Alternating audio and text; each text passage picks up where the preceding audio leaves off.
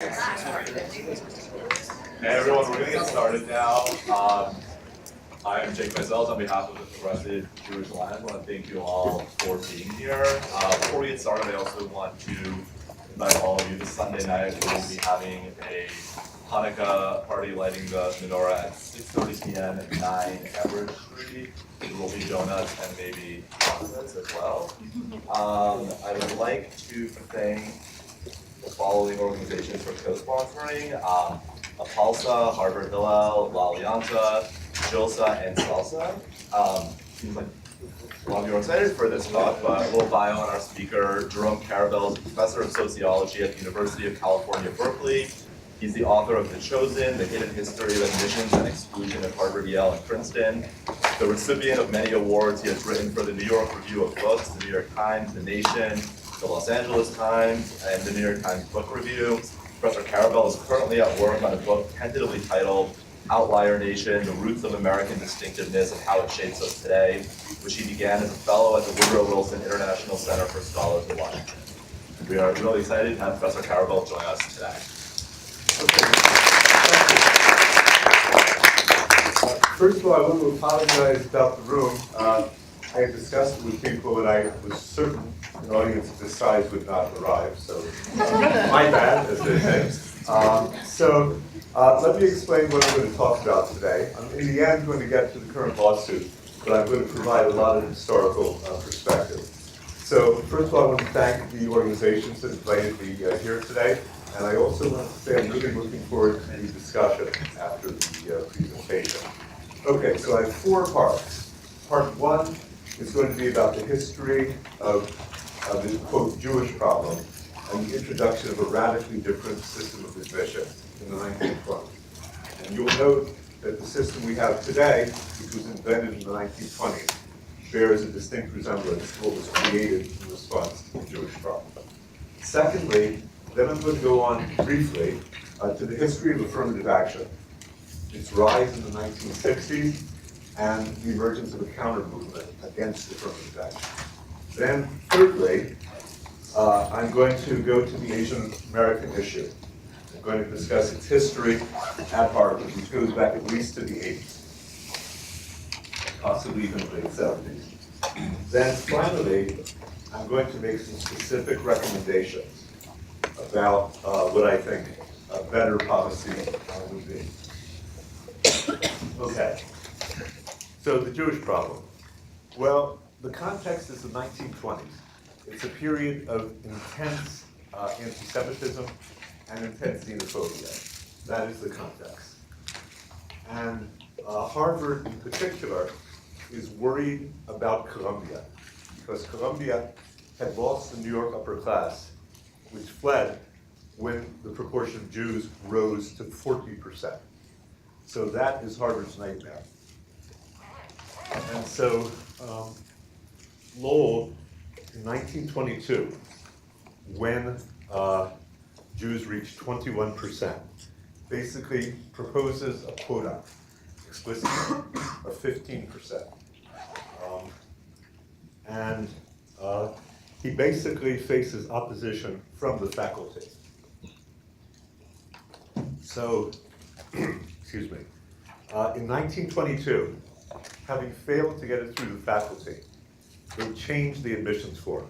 And the new form includes the maiden name of the mother, any name changes, the birthplace, and then they straightforwardly ask the principal what the religion is of the student. There's also, and this is rather amusing in its own way, they form a subcommittee to gather statistics. And the subcommittee divides students into 3 groups: J1, J2, J3. What is J1? J1 is assigned when the evidence pointed conclusively to the fact that the student was Jewish. J2, what is J2? J2 is assigned when a preponderance of evidence suggested the students were Jewish. Okay? J3, what is J3? The evidence suggested the possibility that the student was Jewish. So They classify all incoming students as either other, that is not Jewish, or J1, J2, J3.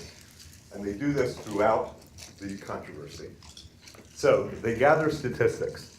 And this is a story I think worth telling.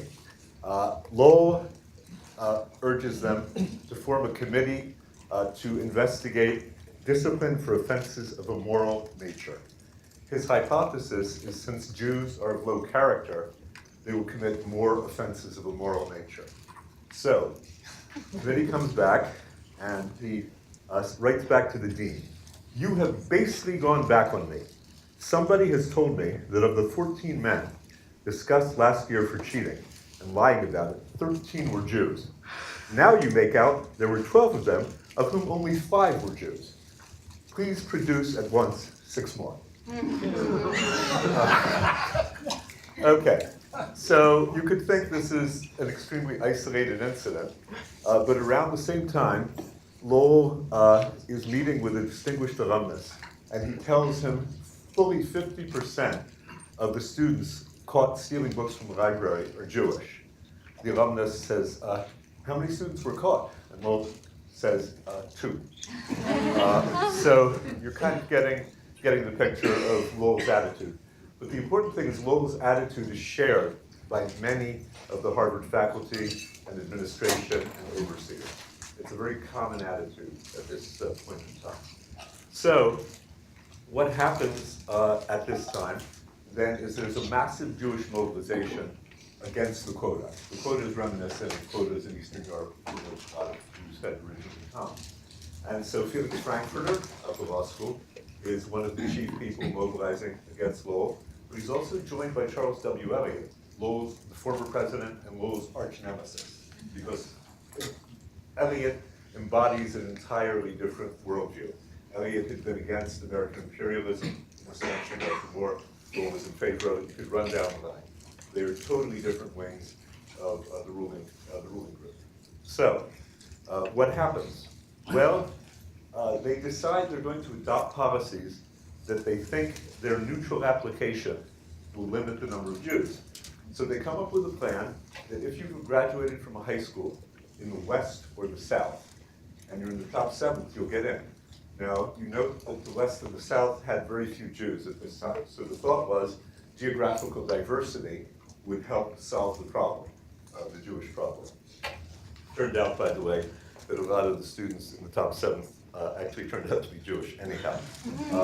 Secondly, believe it or not, there was no limit on the size of the freshman class at that point.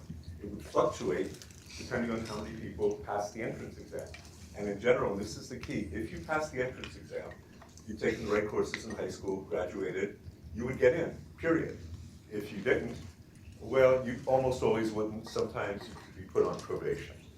So they also introduce interviews for the first time. They never happened. They introduced letters of recommendation. And they introduce the criterion of character. They decide that students of good character should be admitted, students of bad character should be rejected.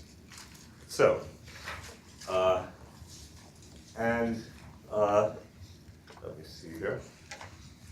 So basically, what happens here is that, hold on just a second. 1 second, because there's a missing page in my presentation, which is just a guide, but I will take a look here. Okay. So at this point, then the fight continues inside the faculty and in the larger society. And little national context. 1921, an Immigration Restriction Act is passed by Congress. 1924, an even more draconian Immigration Restriction Act is passed by Congress. And at this time, Harvard, meanwhile, now it's up to 25% Jewish. Yale, unlike Harvard, has the good sense to be discreet. They quietly reduce the number of Jews. They don't make it a public issue. Princeton also quietly reduces the number of Jews. And Princeton, which had had 4%, thought too many, cut it to 2%. Harvard is an outlier at this point. And so what happens is Lowell is very worried about it. He says, quote, "The great preparatory schools are no longer sending as many students to Harvard because we have the reputation of having too many Jews." So his nightmare scenario of what happened at Columbia seems to be happening at Harvard. Okay, so 1925, and this is the crucial moment. Jewish enrollment reaches 27.6%. That, by the way, doesn't count, parenthetical, 3.6% J3s. It didn't include the J3s. So if you included the J3s, it would have gone over 30%. So Lowell basically, at this point, decides the time has come, something has to be done. And right around this point, he receives a letter. It's a long letter. It starts with an alumnus who had gone to the Harvard-Yale game. He's very upset. He writes to Lowell, and as he puts it, there were Jews to the left of me, and Jews to the right of me. And I'll just read you the conclusion of the letter. Yes, here we go. "The Jew is undoubtedly of high mental order, desires the best education he can get cheapest, all caps, and is more persistent than other races in his endeavors to get what he wants. It is self-evident, therefore, that by raising the standard of marks, he can't be eliminated from Harvard, whereas by the same process of raising the standard, white, and that's in quote, white boys are eliminated." Notice, and historians are well aware of this, Jews and some other immigrant groups now defined as white were not considered entirely white at this point in history. Okay, and is this to go on? Why the psychology test if not to bar those wanted?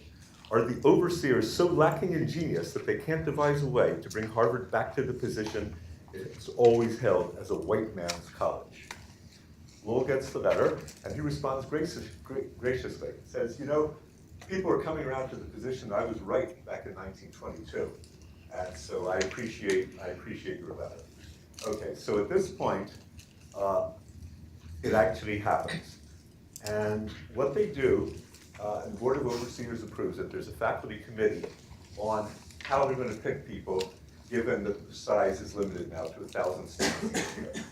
So they basically, they say, I'm hoping I can quote this here. In any case, I'm not finding the quote, but basically they say, it's very important that we not educate only the brilliant. That in fact, we have to have room for people of average intelligence at Harvard. So they're very explicit, and I'll talk more about that because that policy persists for a very long time. They emphasize character as a key criterion. They're very explicit. And then what Lowell does is he appoints the new admissions committee. He picks a couple of his friends who are fellow members of the Immigration Restriction League. Lowell himself was vice president at one point of the Immigration Restriction League. So, and of course there are no Jews on the committee. So by fall of 1926, the quota is in place. It's 15%. It's actually far above Yale and light years above Princeton, but they put it at 15%, and they keep it there. They also add one other thing. They add a requirement for a passport-size photo. They believe if they just look at the photos, they'll be able to detect the hidden Jews, the ones who will admit their Jewishness. So what do we have here? Here's the larger import. You've invented an entirely new system of admission. Previously, American universities, even private universities, had had a more or less European exam-based model. It produced the wrong results. As a consequence, they adopted an entirely new system. What are the key features of the system? Well, all of you who have gone through the college admission process will be familiar. Letters of recommendation, personal interview. Harvard is very insistent to try to get either alumnus or staff to interview everybody. Legacy preference, so preference for sons, and well, at the time, sons of alumni, and daughters, sons of alumni. Preference for athletes, that already is introduced, a significant preference for athletes. Extracurricular activities. Then this one is interesting. This is associated with the rise of the SAT. Now, you wouldn't think that would have anything to do with this, but Brigham, one of the early testing people, Princeton University psychologist, was of the belief, which was commonly shared, that the Jews would do poorly on the aptitude test because their good grades were were totally responsible to being hopeless grinds, but they weren't actually very smart. And unfortunately, from their perspective, it didn't work out well in the SAT. But the hope had been the SAT, being measured aptitude rather than how much you're a grind, would also eliminate yours. Then finally, and this is the most important point, new emphasis on personality, on character, and on what they call leadership. So those are put in place, and you'll see this is kind of the recognizable as the system that private universities and many public universities have today. Now, just a kind of slightly off the track point, which is, as many of you know, Yale has eliminated Calhoun's name on the college. I am wondering, and have wondered for a long time, why Lowell's name continues to be on Lowell House at Harvard. And if you run through it, Lowell checks every box: homophobic, racist, sexist, anti-labor. You can run down the line, basically on every fundamental value issue. If you look into Lowell, I think many of you would be horrified, but that's an aside. Okay, let's move on. Let's move on quickly to affirmative action. Okay, so we're fast forwarding, and we go to 1960. Well, you know, from American history, that 1960 is 6 years after Brown versus Board of Education integrated in schools, and 5 years after the Montgomery bus boycott. The civil rights movement is well along. How does Harvard respond to the early civil rights movement? Well, Harvard responds by having a whopping 9 African Americans in the freshman class in the 1960s. Yale has 5. Princeton has 1. So the total number of African Americans in the freshman class is 15. It's about 0.5%. Okay? So that's the initial response to the civil rights movement. Now, I'll go forward and then I'll try to explain what happened.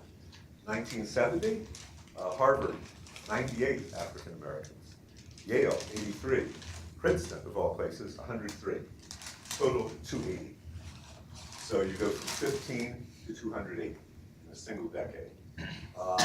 If we look at 1964, and I think this is revealing because it's 4 more years, it's gone up, but it's only gone up to 58, the 3 schools together. So 15 to 58 to 280. So what happens? What happens? Well, basically 2 things happen. Maybe the more important of the 2 is what happens in America. There are riots. Some people call them now insurrections in America's cities. It starts in 1964, but the one that really gets everyone's attention is the Watts riot, which destroys a whole neighborhood in Los Angeles, and many people die. Troops have to be called out. Then in 1967, an even bigger riot in Newark, or actually about Watts level, but even bigger in Detroit in 1967. So the country is kind of going up in flames. But the high point of this, insurrection, riot, whatever what we call it, is 1968. Martin Luther King gets assassinated in April 1968. Over 100 cities riot. In Washington, D.C., the riot is going down 14th Street toward the White House. They actually station soldiers on the White House grounds with machine guns. They're afraid the riot is coming to the White House. 75,000 troops are called out nationwide, Army and National Guard, to suppress the riots. And U.S. News and World Report, which used to be an important magazine at the time, its headline the next week is New Civil War, ? People were really worried the country was falling apart. And of course, at the same time, a little bit later, Kennedy gets assassinated, follows on the assassination of Malcolm X, followed on the assassination of President Kennedy. So there's a sense that the social order is unraveling. And this is certainly coming to the attention of elites, both in universities and outside of universities. The Kerner Commission report, by the way, which is assessing urban problems and regional problems, sells $1.6 million and 30,000 in the first few days. So people are really focused on this issue. Okay, now we move to the university. We move to the university, what happens? 1968, and it has a powerful racial component. There's an uprising at Columbia. It's the National Media Center. Lots of students are arrested. People are also aware of what's going on in Paris, other parts of the world. There's a general global student uprising. Harvard itself, and it's a little hard to believe, given current Harvard, I was an undergraduate around this time at Harvard. The students occupy University Hall. Almost 200 are arrested. 45 are so injured in the police assault that they require medical attention. So it's an entirely different world. It's an entirely different atmosphere. And some of you may know Professor, now deceased, Barrington Moore. Barrington Moore actually had to write a piece in New York Review of Books on, the title was, "Is Revolution Possible?" And a lot of students actually thought that was ridiculous, but at the time, a lot of students thought we might be on the cusp of some kind of revolution. Really a very radically different atmosphere. So how does this fit in with Harvard? Well, Harvard has its own issue. In 1968, the African American Student Union, which was known as AFRO at that time, after the Martin Luther King Memorial Service in April 1968, issues a demand. And they say, we want 12% African American in the freshman class. And they don't occupy a building, unlike the predominantly white students who occupy the building. But Harvard notes the demand, and the campus atmosphere is so volatile in the spring of '69 that the admissions office is worried the admissions office may be occupied, they may not be able to send out their letters of admission. So in this context, and that's a quote from the annual report of the Dean of Admissions. So in this context, lo and behold, they actually changed their policy, and they admit an unprecedented number of African Americans. And so the big change was between '68, when the riots occurred too late to change the admissions policy, and '69. I don't have the exact figures here, but basically the number of African Americans in Ivy League schools pretty much doubles, if not a bit more, in a single year. So in 1969, what happens is they start to kind of redefine what they mean by merit. That's one of the big themes of my work. I don't think I have time to go into it here, other than to say that the definition of merit is fluid. It changes over time, and its changes are connected to changes in power functions. And I elaborate that in an earlier book I wrote. So Harvard basically says, well, people who've overcome obstacles, people who have not had the same educational opportunities, are going to be judged not exactly the same way as somebody from Exeter or Scarsdale High School or Stuyvesant.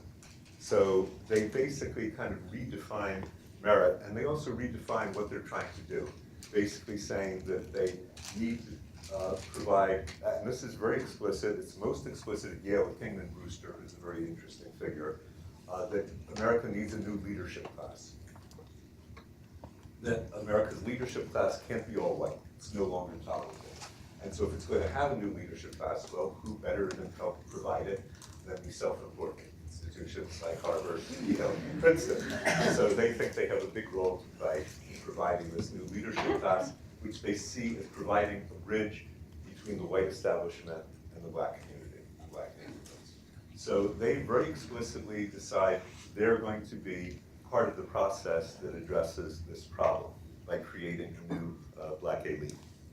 And so what happens then is the policy changes in the following sense. There had been clear preference for athletes. There had been clear preference for alumni children. Now there's significant preference for African Americans, soon Latinos, and interestingly, Asian Americans later in the '70s become an affirmative action category, especially poor Asian Americans from so-called Chinatowns and Japantowns. So, what do we have? Well, just a kind of parenthetical, 40% of the blacks admitted in 1969, which is the high point, are actually considered kind of poor or lower class. They really go into the inner cities, even to some extent in poor rural areas. By the early '70s, they pretty much abandoned that policy, and 80% of the African Americans are no longer from disadvantaged backgrounds. Okay. By the way, at this time, they're just beginning to adopt something like need-blind admissions, something close to need-blind admissions at this time. Okay, so we have this big change, but it does not go unopposed. So very quickly, there is a counter-movement against affirmative action. So almost from the beginning, where we are now, court There are people who were hostile to affirmative action from the very moment it begins. And so I was going back into some archival stuff. So Lyndon Johnson delivers a great speech that was written by Theodore Sorensen at Howard University in 1965. And he lays out a rationale for affirmative action, uses this analogy about someone who's been shackled in chains, and then there's a race, and you expect them to compete with the person who's never been shackled in chains. So it's a great speech about affirmative action. 1966, from my own department at Berkeley, a gentleman named Peterson, sociologist, writes an article in the New York Times Magazine. Let's see what the title is. It is a Success Story, Japanese-American Style. This is the beginning, as far as I can trace and other scholars who've looked into it, of the notion of the model minority. So it goes through a long list of the various forms of racism and oppression that Japanese Americans have faced, which are very considerable. And he says, nonetheless, they perform well in school, they do well in the society, they almost never commit crime. So the implication, which is barely hidden, it's right near the surface, is that even groups that face discrimination, if they have the right culture, they can succeed in America. So the clear implication is, well, African Americans, Hispanics who are less visible at that time, don't share the culture that leads to success. So that is the beginning of that kind of model minority argument. But as far as affirmative action, there's an assault that goes on. It's a serious intellectual assault. It really is very visible by 1971. So in other words, after it's become a really large-scale thing in 1969, by 71, intellectual journals and so forth are issuing elaborate attacks on affirmative action, violating American notions of fairness, colorblindness, etc. And there is born the notion of reverse discrimination, that whites are now the victims of discrimination. And there's a famous book by my dissertation advisor, Nathan Glaser, called Affirmative Discrimination that appears. And so there's this counter-argument that whites are now the new victims. So that is kind of an important backdrop to the current case about Asian Americans and the current battle over affirmative action. So in a way, this has been almost a half century of war over affirmative action, almost half a century. All right, quick shift, a lot of material to cover here, to Asian Americans. Okay. At Harvard in 1975, 3% of the students were Asian American. By 1981, it has risen to 8%. By 1985, it has risen to 11%. And by 1983, a group called the East Coast Asian American Student Union, I think, students from Brown, Harvard, Yale, Princeton, issue a report titled as Admissions Impossible, and they're basically floating the idea that Asian Americans are being discriminated against. 1983 already. And there's a very interesting thesis, a Harvard undergraduate thesis in 1988, that confirms that there is a sense among certainly some Asian Americans that they're being discriminated against. And just as an aside, I had a hard time getting a hold of the thesis. Wasn't coming from Harvard, wasn't coming through interlibrary loan, so I asked my research assistant, so just find the guy who wrote it, I'll get in touch with him and I'll ask him to send me the thesis. And she couldn't find the guy who wrote the thesis. I said, no, everybody can be found on the internet unless he's deceased or something. I'll look into this. And I see that what's happened is the gentleman who got a magna cum laude in social studies at Harvard has become a hedge fund billionaire. He's put up great barriers to anyone contacting him who doesn't want to have contact him. So I actually resorted to calling the library at Harvard and said, please send me the thesis. We did. And it confirmed that this issue was very much alive and that people were already gathering data and to some extent mobilizing the 1988 thesis. In deference to him, I won't tell you his name since he seems to want to hide.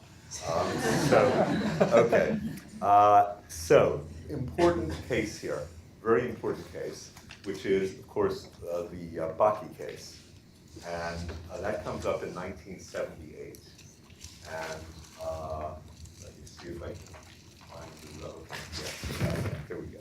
So 1978, affirmative action finally reaches the Supreme Court. In the previous case, way back in 71, by a guy named DeFunis, who strangely, interestingly, himself was a Sephardic Jew from the University of Washington. And he was denied, then he was admitted when he filed suit. By the time he was getting to the Supreme Court, he was already in his third year of law school. And so University of Washington had said, whatever the court decides, you can graduate, you know. So the court really doesn't want to face this issue, and they actually say, well, it's kind of moot now, so we don't have to deal with this. So they avoid the case altogether. So 1978, it comes up again. It's my own university, different branch, University of California, Davis Medical School. Alan Bakke claims reverse discrimination for the white student, higher qualifications he claims than some of the African American students.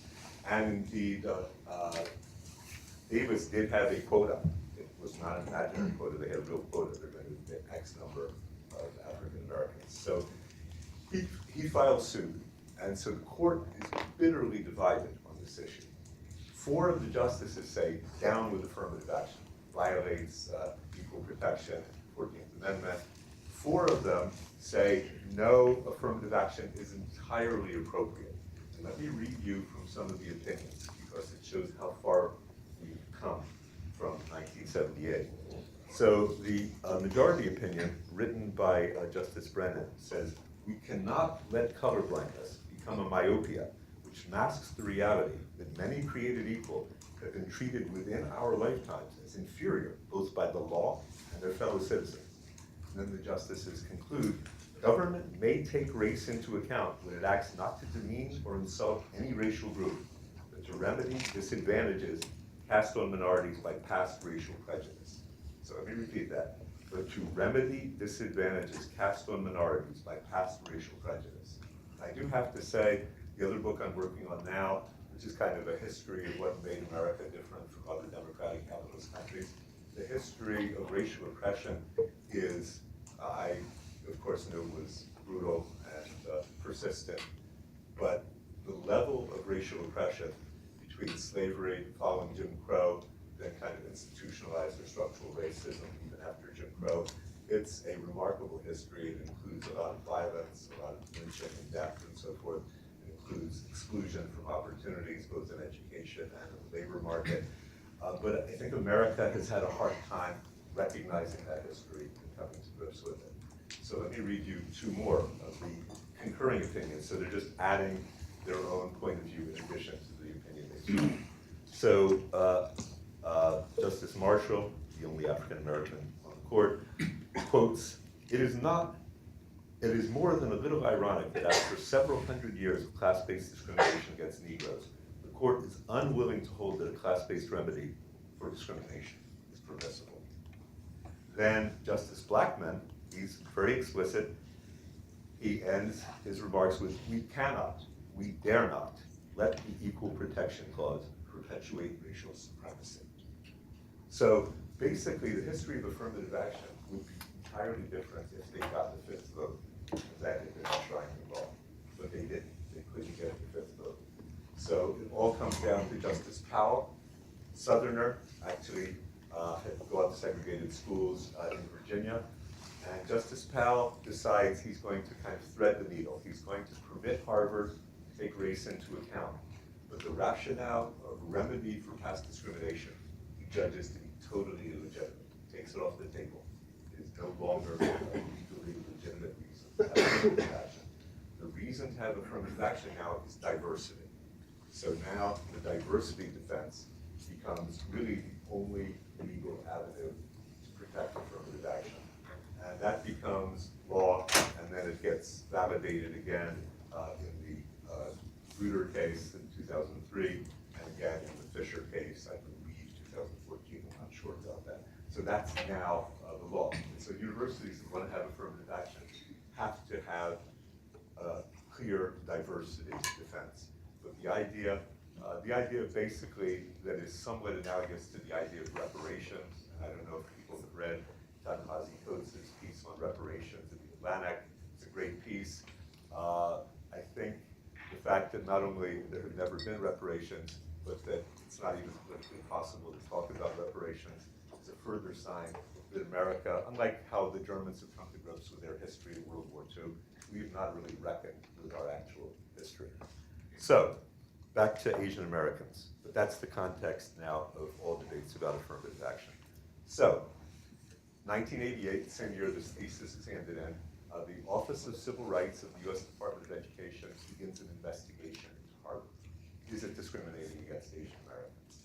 And the investigation lasts 2.5 years. Mind you, this is in a Republican administration. And just to give you a sense of how different the atmosphere is, Harvard and the Republican administration reach an agreement that the investigation will only look at Asian Americans in relation to whites. It will take off the table Asian Americans in comparison to African Americans, Hispanics, and Native Americans. So after this lengthy investigation, what does the Office of Civil Rights of the U.S. Department of Education find? Well, they find that Asian Americans are admitted at a lower rate than whites. That's clear. They find that it can't be explained by academic factors. That's clear. But they note, correctly, as it happens, that Harvard has a policy that predated the arrival of large numbers of Asian Americans favoring athletes. They have a policy favoring alumni children, so-called legacies. And guess what? The overwhelming majority of the athletes are not Asian American. The overwhelming majority of people who benefit from legacy preference are not Asian American. So OCR concludes once you take those factors into account, then they don't see any clear evidence of discrimination against Asian Americans. So they basically rule in Harvard's favor.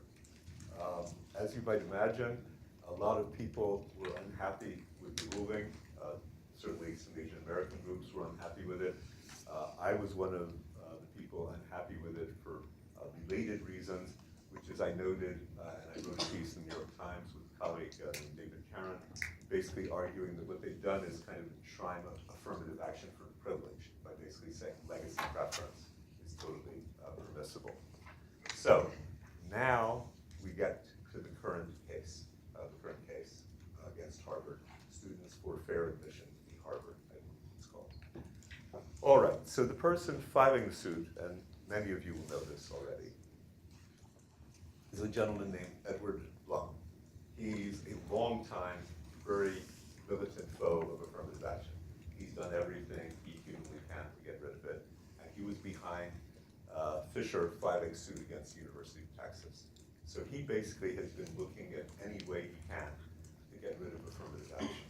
And by the way, this is something very familiar in California. It came to the electorate in 1996, Proposition 209, and the electorate has eliminated affirmative action at public institutions in California, which is why now UC Berkeley has a whopping 3%, under 3% African American enrollment. So it's happened in California. It's had consequences, I think, largely quite bad ones.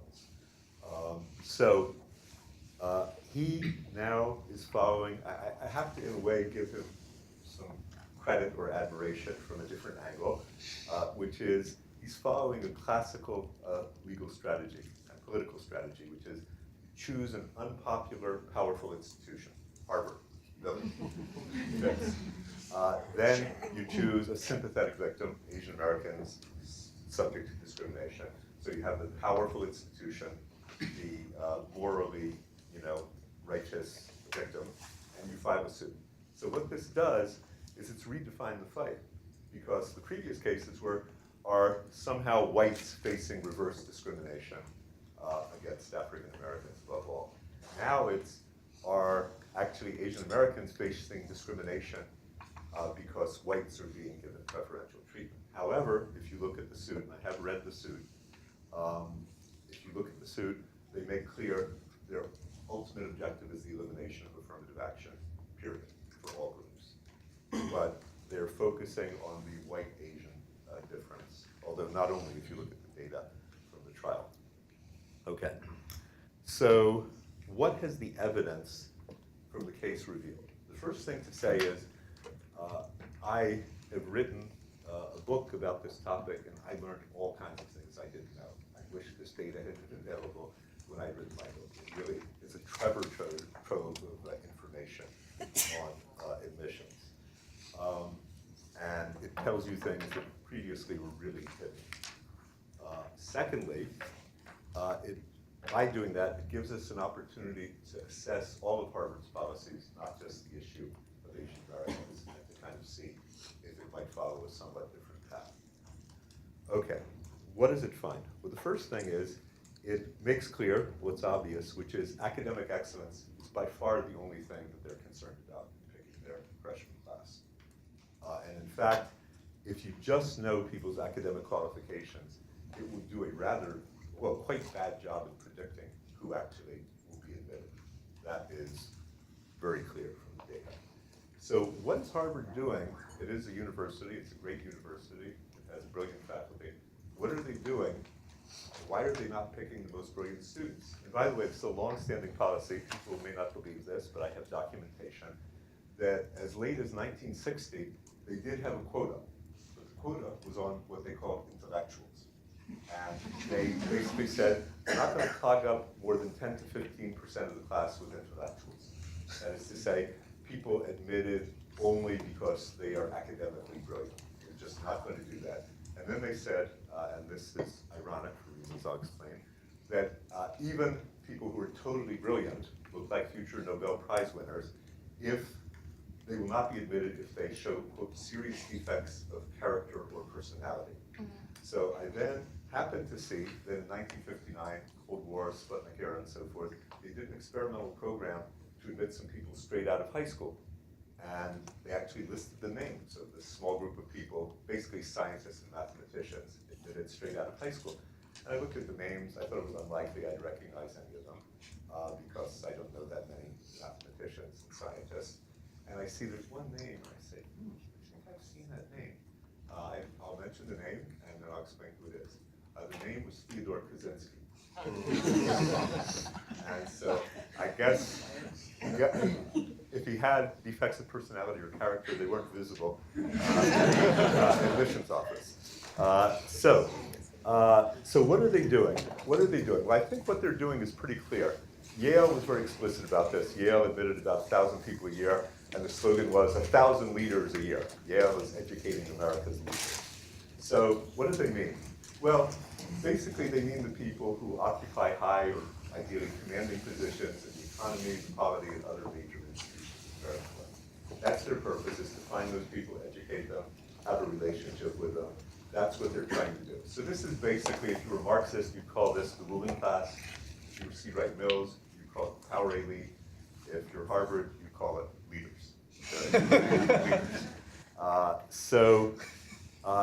Their policy has to be understood in that context. And by the way, their sense that the most brilliant people will not necessarily be leaders in America, this is absolutely right. That's not how America selects its leadership strategy. So I'm going to run through very quickly some of the findings. And there are many, many findings, but I'm going to hit some of the highlights. First is, they keep extensive data on donors. And they give preference to children's donors. It's not like you get X dollars, you get a place. No amount of money guarantees you a place, but the development office is in close touch with the admissions office. And they give preference to donors. They give preference to legacies. And so the overall admit rate is about 5% now. For legacies, it's 33% or 34%. Legacies comprise 14 or 15% of the class. Athletes, the biggest preference, much bigger than legacy preference, much bigger than African American preference. They get a really strong preference. These are, by the way, don't be confused. If you were a good basketball player at high school, they don't care. They only care if you're a good enough player to be recruited by the coach. Then they care a lot. And so the overall admission rate for athletes, depending on which data you look at, is between 76 and 86% for recruited athletes. 11% of the class, about the number that was supposed to be reserved for intellectuals, is effectively reserved for athletes. Okay, children of faculty and staff get preference. It's significant. I think it's at least at the level of alumni preference. African Americans do get preference. It's close to the level, ballpark, of legacy preference. Hispanic Americans get preference. It's less. It's not quite as strong.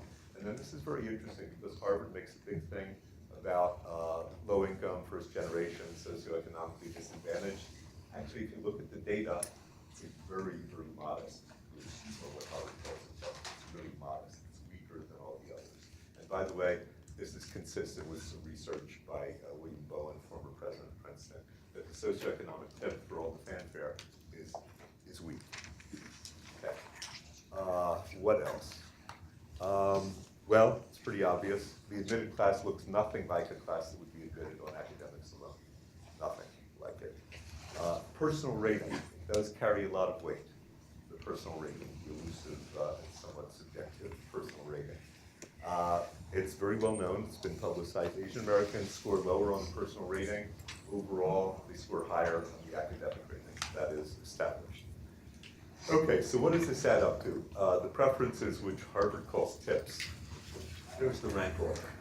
Most powerful preference, athletes. Second, pretty much tied African Americans and legacies.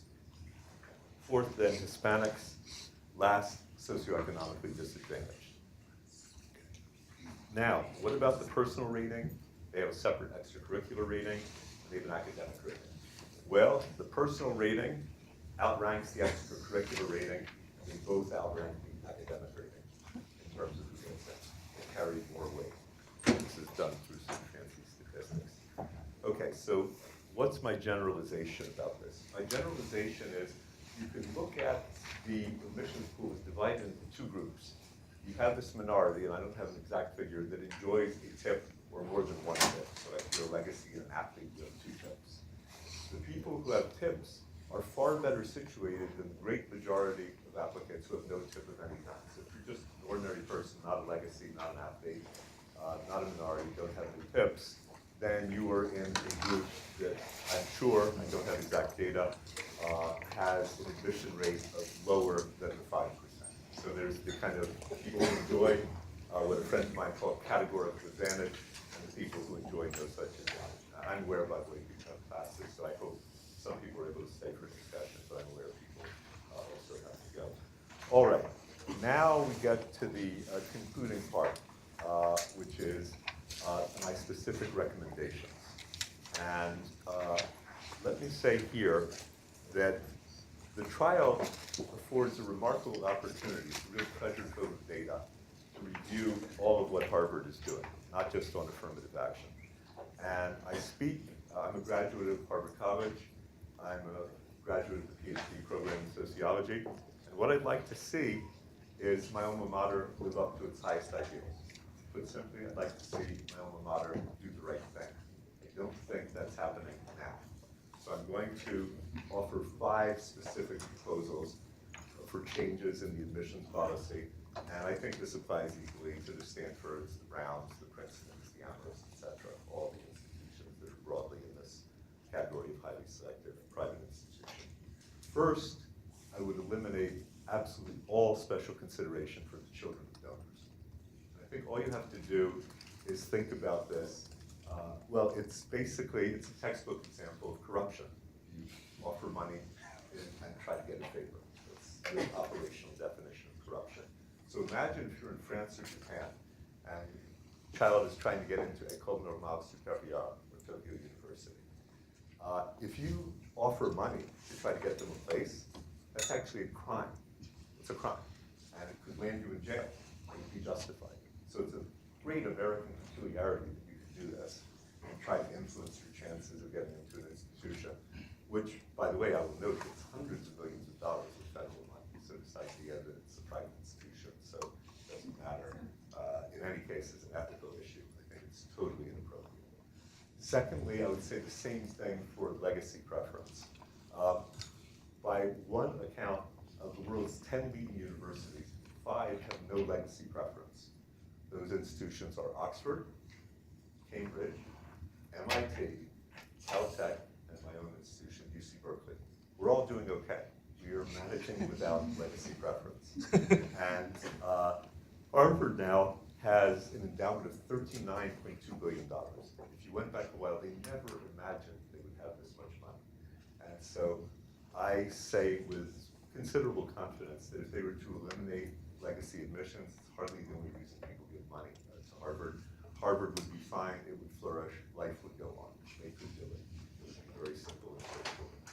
Then thirdly, and this is less well known, Harvard has a peculiar thing called the Z list. That's for a show of hands, how many people know what the Z list is? Okay, fairly well known here. Okay, so it's an anachronism. Basically, the Z list is after people haven't gotten in, Harvard sees some people whom it would be kind of awkward not to admit who are academically qualified, although the empirical evidence from the trial apparently shows that their academic profiles look much more like the rejected students than the accepted students. And so they admit them, and they say, but you can't come for a year. But if you really want to come after a year, you can come. 46% of the students on the Z list are legacies. It's about 60 students a year. Don't know how many are children of donors. In any case, following the same logic as the elimination of preference for children of donors and legacies, the Z list should go. And as far as I know, this is a Harvard thing. I don't know that any other institution have this. I don't know that they don't, but I've never heard of any other institution. They do? Oh, okay, they have their own Z list. Okay, interesting. Okay. Okay, now a little more controversial. I'm treating athletes a little differently. I'm not proposing the total elimination of preference for athletes. I'm proposing that it be radically reduced, that they still get some recognition. It is a form of merit, it's an accomplishment. And so what I'm proposing specifically is they recognize now, or so they say, they recognize poets, actors, dancers, musicians, artists. Athletic preference should be recognized at the same level as those other forms of talent and accomplishment, not more. I think that would have a radically sharp, it would lead to a radically sharp reduction in the number of recruit athletes. But I do think, unlike these other things, they deserve some recognition. Then the final piece is I would suggest they increase the weight of socioeconomic disadvantage. And we've already talked about how weak it is. Now, Harvard does have need-blind full aid, not only for Americans, but for the whole world. That's praiseworthy. They have a generous policy where family income is under $65,000, pay nothing whatsoever. Praiseworthy. They did something a few years ago and eliminated early decision, early action, which was praiseworthy. Princeton did it, and then nobody else followed, and they were at a competitive disadvantage, and they had to go back, and they reinstituted it. So I know they've been trying, but the reality is that this is from Raj Chetty, who I believe teaches here now. He used to teach at Stanford, and before that at Berkeley. He estimates that 70% of Harvard students come from the top 20% of the income distribution, 3% from the bottom 20%. So it's a ratio of 23-1. So I'm suggesting that the weight of socioeconomic disadvantage should increase substantially, and it would be a kind of recognition that in America, class matters a lot, just as race matters a lot. All right, at this point, I should stop. Looking forward to the discussion. What is the time? I carefully asked that we have till 1:30. So thank you very much.